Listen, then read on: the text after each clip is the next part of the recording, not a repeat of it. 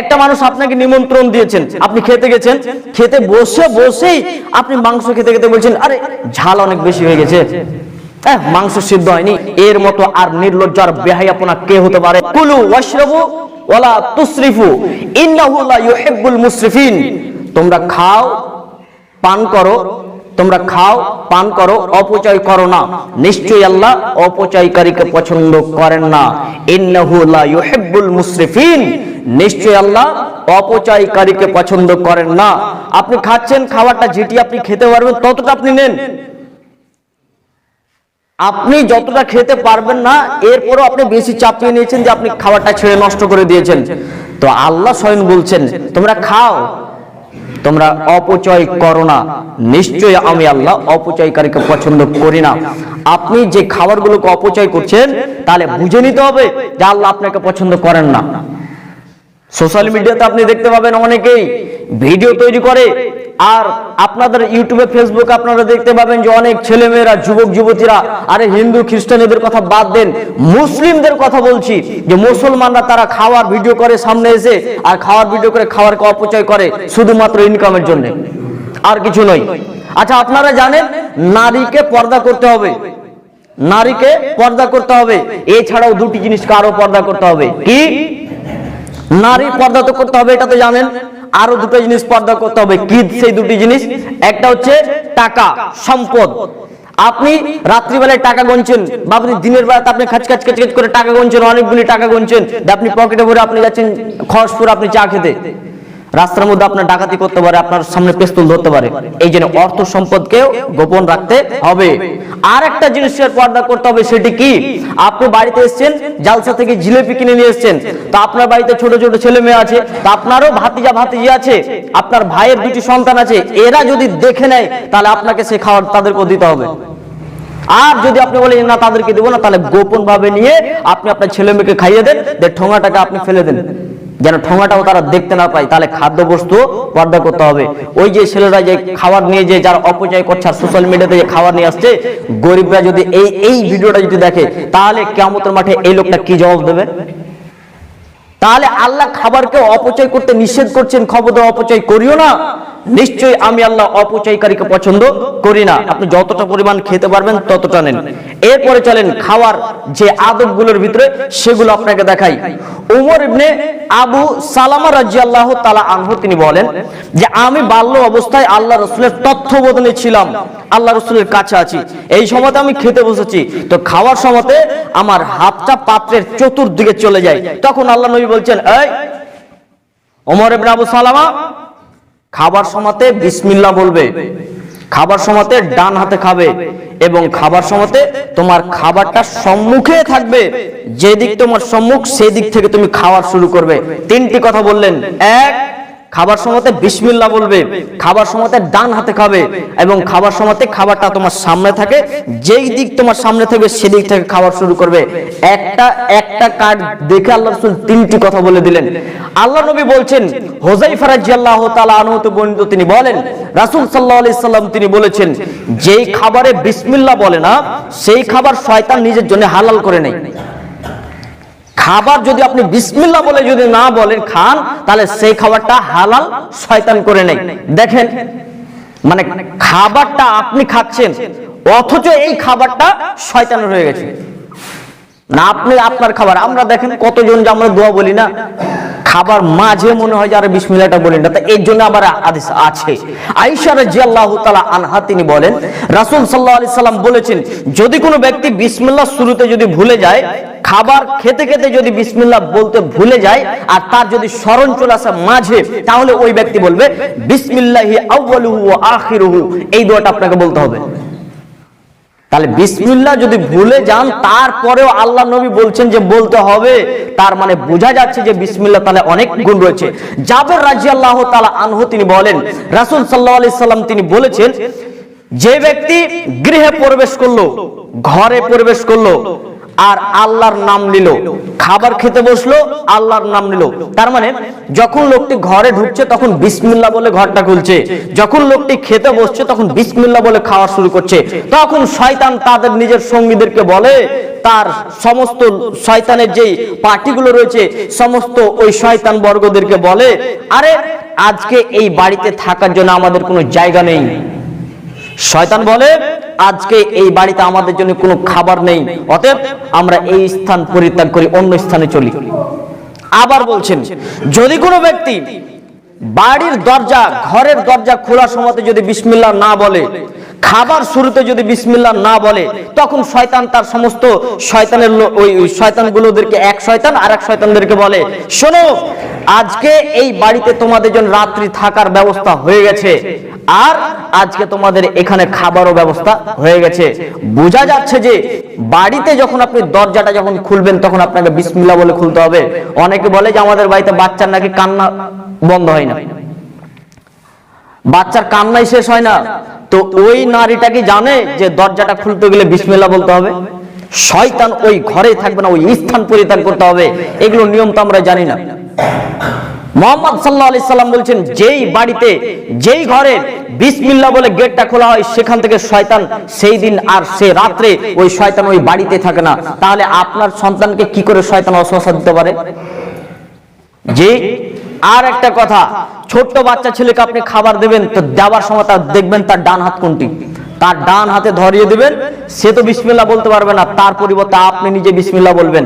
দুই, যে মেয়েরা বাচ্চাকে দুধ পান করায় ওই মেয়েরা নিজেরাই তারা বিসমিল্লাহ বলে দুধ পান করাবে, তাহলে ওই শয়তান ওই বাচ্চারা দুধ পান করবে না, শয়তান তাহলে আর দুধ পান করবে না। যদি ওই নারী যদি দুধ পান করার সময় যদি বিসমিল্লাহ না বলে, তাহলে বাচ্চার সঙ্গে শয়তানও কিন্তু দুধ পান করে। এর জন্য বাচ্চার দিকেও খেয়াল রাখতে হবে। এরপরে চলুন, এটা তো হলো শুধুমাত্র বিসমিল্লাহ চ্যাপ্টার।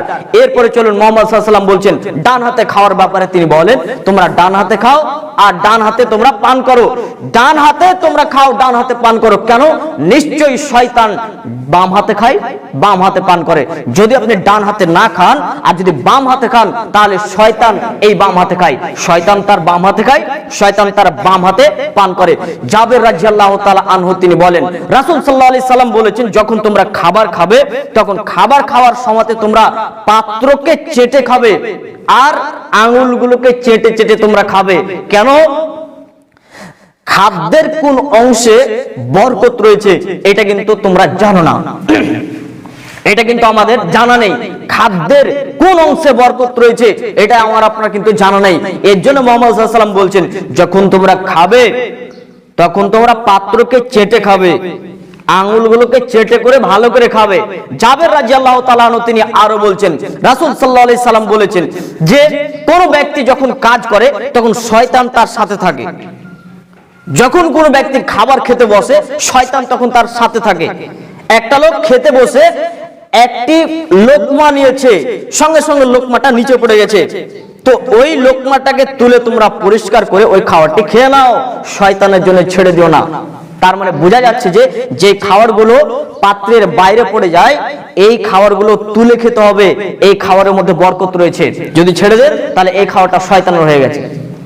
মুহাম্মদ সাল্লাল্লাহু আলাইহি সাল্লাম বলছেন খাবারের কোন অংশে বরকত রয়েছে এটা তোমরা জানো না। আবু হুরায়রা রাদিয়াল্লাহু তাআলা আনহু তিনি বলেন, রাসূল সাল্লাল্লাহু আলাইহি সাল্লাম তিনি বলেছেন, আবু হুরায়রা রাদিয়াল্লাহু তাআলা তিনি নিজে বলছেন যে আল্লাহর নবীকে খেতে দিতেন, কিন্তু আল্লাহর নবী খাবারের তিনি ত্রুটি তিনি তুলতেন না। এই খাবারটা খারাপ হয়ে গেছে বা খাবারের লবণ বেশি হয়ে গেছে, এগুলো তিনি ত্রুটি তুলতেন না। যদি তিনিকে যদি পছন্দ না হতো তাহলে ওই খাবারটা তিনি খেতেন না, কিন্তু তিনি এটা বলতেন না যে খাবারটা খারাপ, এটা বলতেন না। এখন আমাদের বর্তমান সমাজে খাবার শুধুমাত্র গোলমাল, একটু খাবারের লবণ বেশি দেওয়ার কারণে বউকে তালাক দিয়ে দিয়েছে। কত অনেক রিপোর্ট আমরা শুনেছি। আপনারাও নিজের বাস্তবায়ন আপনার জীবনে, আপনার আজকে 60-70 বছর বয়স, আপনি নিজে বলুন আপনার জীবনে এরকম কানে খবর এসেছে যে লবণ একটু বেশি দেওয়ার কারণে স্ত্রীকে মেরেছে? অনেক রিপোর্ট যে খাবারে একটু মাত্র শুধুমাত্র ঝাল হয়ে গেছে, একটু লবণ বেশি হয়ে গেছে, তার জন্য স্ত্রীকে মেরেছে, অনেক জায়গায় আবার তালাকও দিয়েছে, এরকম রিপোর্ট আমরা শুনতে পেয়েছি। মুহাম্মদ সাল্লাল্লাহু আলাইহি সাল্লামের নীতি, আয়েশা রাদিয়াল্লাহু তাআলা আনহা তিনি নিজে বলছেন মুহাম্মদ সাল্লাল্লাহু আলাইহি সাল্লাম খাবার তিনি ত্রুটি তুলতেন না। আপনাকে বলি, আপনি একটা বিয়ে বাড়ির অনুষ্ঠানে আপনি খেতে গেছেন, একটা মানুষ আপনাকে নিমন্ত্রণ দিয়েছেন, আপনি খেতে গেছেন, খেতে বসেই আপনি মাংস খেতে খেতে বলছেন আরে ঝাল অনেক বেশি হয়ে গেছে, মাংস সিদ্ধ হয়নি। আপনি কি জানেন আপনার এই খাওয়ার ব্যবস্থা করার জন্য ওনাকে একটা পর্দার ব্যবস্থা করতে হয়েছে, প্যান্ডেলের ব্যবস্থা করতে হয়েছে। আপনার এই খাওয়ার ব্যবস্থা করার জন্য এখানে একজন রাঁধুনিকে নিয়ে আসা হয়েছে। আপনার এই খাওয়ার ব্যবস্থা করার জন্য 4 টেবিলের প্রয়োজন হয়েছে। আপনাকে খাওয়ার ব্যবস্থা করার জন্য উনি ব্যাংকে থেকে 1 থেকে 1.5 লক্ষ টাকা তুলেছেন। আপনার খাওয়ার ব্যবস্থা করার জন্য সবজি রান্না করার জন্য একজনকে নিয়ে এসেছেন। আপনার খাওয়ার ব্যবস্থা করার জন্য মাংস রান্না করার জন্য 2 জনকে রেডি করে রেখেছে। আপনার খাওয়ার ব্যবস্থা করার জন্য দোকান থেকে পাতা কিনে নিয়ে এসেছে। আপনার খাওয়ার ব্যবস্থা করার জন্য জগ রেডি করে রেখেছে। আপনার খাওয়ার ব্যবস্থা করার জন্য সুন্দর করে 4 টেবিল বিছিয়ে দিয়ে সম্মানের সহিত আপনাকে খেতে দিচ্ছে বিভিন্ন ধরনের খাবার। মাংসতে একটু ঝাল হয়েছে, তার জন্য বলছে ছি মাংস তো অনেক ঝাল হয়েছে। আপনার তো বেশরম লজ্জাশীলতা মানুষ এই পৃথিবীতে অনেক দেখতে পাবেন, যারা খেতে বসে সঙ্গে সঙ্গে সেখানে বদনাম করে, খেতে বসে সেখানে সঙ্গে সঙ্গে বদনাম করেন। মুহাম্মদ সাল্লাল্লাহু আলাইহি সাল্লামের নীতিটা ছিল না যে খেতে গিয়ে খাওয়ার ত্রুটি তিনি তুলতেন। আয়েশা রাদিয়াল্লাহু তাআলা আনহা তিনি নিজে বলছেন, আল্লাহ রাসূলের স্ত্রী তিনি নিজে বলছেন মুহাম্মদ সাল্লাল্লাহু আলাইহি সাল্লামকে খাবার দিয়েছি, খাবারে তিনি ত্রুটি তুলেননি। তিনাকে পছন্দ লাগেনি, তিনি খায়নি, কিন্তু তিনি খাবারের ত্রুটি তুলেনি। আর আপনি ইসলাম ধর্মকে আপনি কতটা বুঝতে পারলেন যে খাওয়ার টেবিলে আপনার জন্য এত পরিশ্রম করেছে লোকটি দিন রাত আপনার জন্য পরিশ্রম করছে, আর আপনার জন্য এই খাওয়ার শুধুমাত্র ব্যবস্থা করার জন্য কত রকমের ইন্তজাম করেছে লোকটা। তো একটু শুধুমাত্র মাংসতে ঝাল হয়েছে, একটু শুধুমাত্র লবণ হয়েছে, তার জন্য আপনি বদনাম করে সেখান থেকে চলে আসলেন। এর মতো আর নির্লজ্জ আর বেহায়াপনা কে হতে পারে?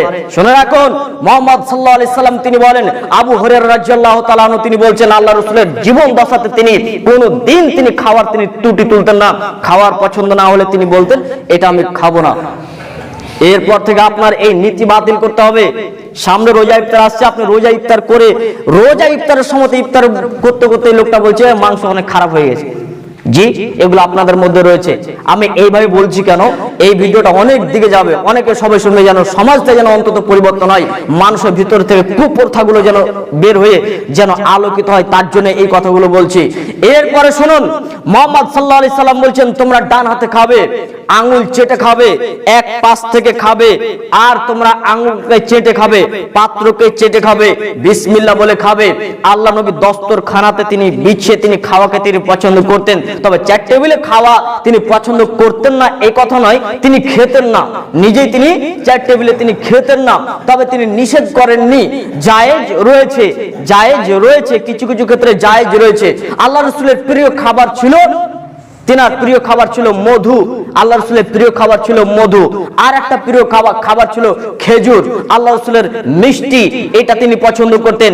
রাসূল সাল্লাল্লাহু আলাইহি সাল্লাম বলছেন যদি কোনো ব্যক্তি সকালবেলাতে প্রত্যেক দিন সকালবেলাতে যদি 7টা করে আজওয়া খেজুর খায়, প্রতিদিন যদি 7টি করে আজওয়া খেজুর খায়, তাহলে ওই দিন কোনো জাদু টোনা, ওই দিন কোনো প্রকারের বিষ ওই মানুষকে আক্রমণ করতে পারবে না। যদি কোনো মানুষ সকালবেলাতে 7টি আজওয়া খেজুর খায়, তাহলে কোনো প্রকারের বিষ, যে কোনো প্রাণীর বিষ হোক না কেন, সেদিন তাকে আক্রমণ করবে না। যে কোনো প্রকারের জাদু হোক না কেন, ওকে আক্রমণ করবে না। আল্লাহ রাসূল বলছেন খেজুরে এমন একটি খাদ্য, যার বাড়িতে খেজুর রয়েছে তার বাড়ি কিন্তু ভুখা নেই, অভুক্ত নেই। তার বাড়িতে আপনি যদি বলেন যে আমার বাড়িতে কোনো খাবার নেই, খেজুর আছে মানে পরিপূর্ণ খাবার আছে।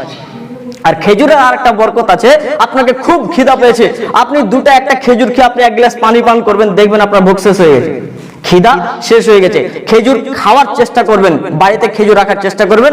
খেজুর অত্যন্ত একটা ভালো খাবার, রাসূল সাল্লাল্লাহু আলাইহি ওয়াসাল্লামের পছন্দনীয় একটি খাবার। আল্লাহর কাছে আমরা শেষে এতটুকু দোয়া করি, আল্লাহ যেন আমাদের প্রত্যেকেই যেন খাবার যে নিয়মগুলো বললাম, যে তারিকাগুলো বললাম, আল্লাহ যেন আমাদেরকে সঠিক নিয়মে খাওয়া পান করার তৌফিক দান করেন। আল্লাহুম্মা আমিন।